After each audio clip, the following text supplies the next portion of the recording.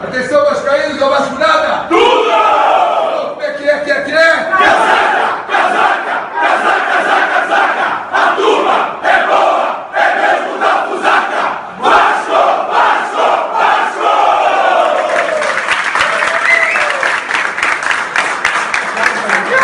Olá, seja mais uma vez muito bem-vindo aqui ao canal do Vascão Eterno. Pessoal, vamos ao kit YouTube. Se inscreva no nosso canal, assine o sininho, deixe seu like, compartilhe nosso vídeo.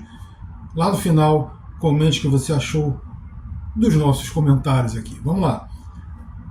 Hoje vamos falar de 3 jogos. Os 2 jogos de domingo passado, um pelo Campeonato Carioca, outro lá um amistoso no Uruguai. E depois o jogo contra o Sampaio Corrêa também pelo Campeonato Carioca. Pois é, pessoal, o Vasco na semana passada, eu vou começar cronologicamente, ele enfrentou o Sampaio Corrêa. Sampaio Corrêa, com o qual ele empatou em 3-3. O Vasco começou melhor, deu até uns sustos no goleiro adversário, mas no contra-ataque eles abriram 1-0, chegaram a fazer 2-0, o Vasco diminuiu com o Rodrigo, e no segundo tempo o Orelhano passou bola, botou a bolinha ali embaixo do braço e deixa que eu vou resolver. Fez um golaço, passe para um outro gol, mas eles conseguiram empatar o jogo de novo, 3-3. O Vasco não fez uma grande exibição, principalmente no primeiro tempo. Após o gol, o Vasco meio que se desconcertou, foi se arrumar lá para os 35 para 40 minutos de novo. E o 3-3 poderia ter sido uma vitória vascaína, tivesse aproveitado o momento após, principalmente após o segundo gol e a virada. Mas o Vasco não aproveitou, teve até uma bicicleta linda, a bola foi caprichosamente lá no travessão, merecia entrar só pela plasticidade, mas a verdade é que 3-3, e merece ganhar, como eu sempre digo, quem faz os gols. O 3-3 acabou sendo relativamente justo.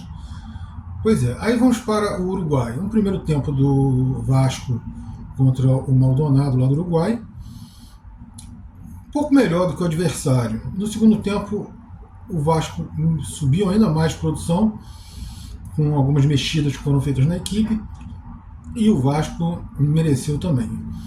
Cabe ressaltar o seguinte: amistoso é o time principal, mesmo o reserva aqui no Rio, aquele mesclado de reserva com jogadores mais experientes.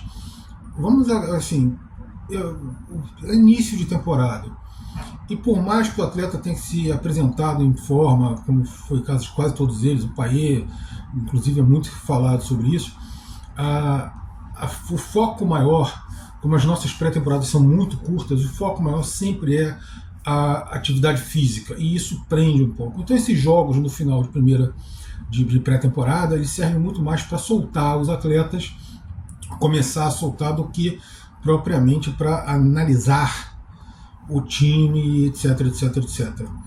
Então, assim, o Vasco meio que repetiu algumas coisas, e você vê que o Payet, pelo meio, ele está distribuindo muito melhor o jogo. Isso se confirma no nosso próximo comentário, né, que foi o jogo de meio de semana.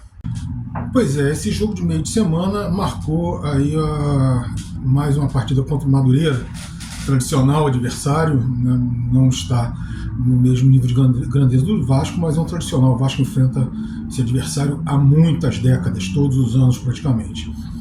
Pois é, eu vou ser sincero, eu não assisti esse jogo. Eu vi os melhores momentos e depois eu vi 3 análises, todas muito parecidas.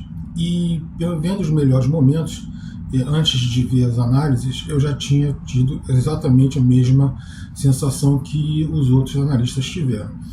O primeiro tempo do Vasco não existiu, porque quando eu comecei a assistir os melhores momentos, eu pensei que fosse o primeiro tempo. Não era, era o segundo. Ou seja, no primeiro tempo o Vasco não fez absolutamente nada. E no segundo tempo, com a entrada justamente do Payet, melhorou demais.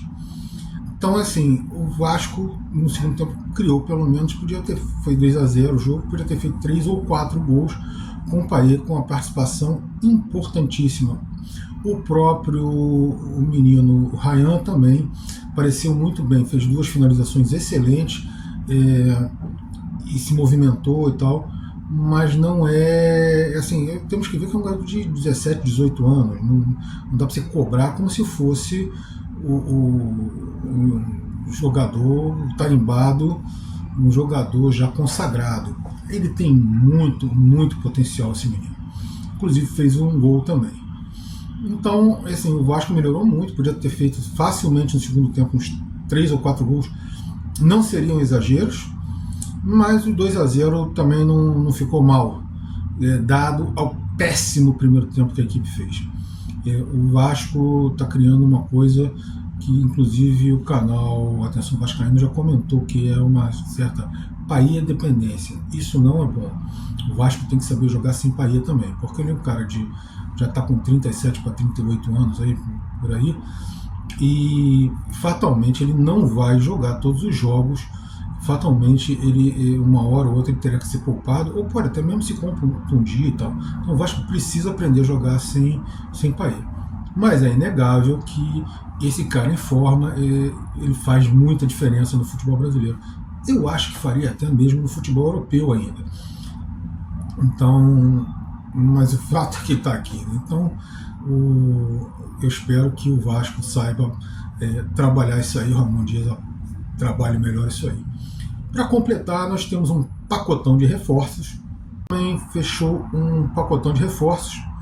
Essa semana, o Kehler já está no Rio e outros 3 jogadores devem chegar e proximamente os 4 devem ser apresentados ao elenco. O Kehler, goleiro que era do Internacional, foi objeto de muita cobiça do Vasco no início do ano passado. O outro é o lateral esquerdo, Luiz Gustavo. Ele estava no futebol do Nordeste, mas teve uma passagem pelo Botafogo também. Os outros 2 são Pablo Galdamés e Daniel Sforza. O Daniel Sforza não está concretizado, mas já havia uma negociação bem adiantada, praticamente acertada entre o atleta e os 2 clubes também. Então eu acho que agora é só uma questão realmente de ajustes finais. O Vasco já reenviou uma proposta, deve ter alterado alguma coisa, melhorado alguma coisa, mas eu acredito que o Vasco vai contar com esse volante aí. O outro Pablo Galdamés também é um volante que vem mais para compor elenco. E o Vasco ainda vai correr atrás de mais 2 atletas. E para fechar esse vídeo aqui, o Vasco joga com o Bangu hoje e vai ser no Mané Garrincha, em Brasília. Vamos observar o time, porque já deve contar com mais titulares dessa vez. Provavelmente até mesmo com o time titular, considerado titular no momento pelo Ramon Dias. E espero que tenha uma vitória um pouco mais tranquila do que as últimas. Então, assim, vencendo, o Vasco volta, porque perdeu momentaneamente a liderança, porque o Botafogo venceu ontem. O Vasco vencendo hoje volta à liderança do Campeonato Carioca e dá um passo importante aí para se classificar para as semifinais. E tem que aproveitar agora mesmo para pontuar, porque depois vai vir pedreira, vão ser praticamente em 4 partidas 3 clássicos, e nós sabemos que o futebol do Rio melhorou muito.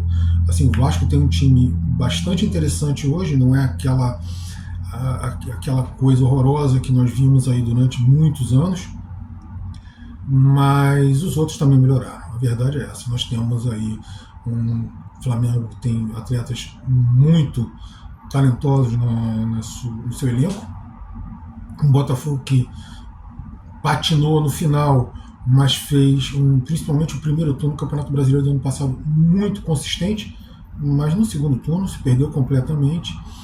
Mesmo assim, é um time muito perigoso. E temos o Fluminense, que é simplesmente campeão da Libertadores. Então, assim, dizer que vamos ganhar os 3, pode acontecer, mas não dá para cravar que isso acontecerá realmente.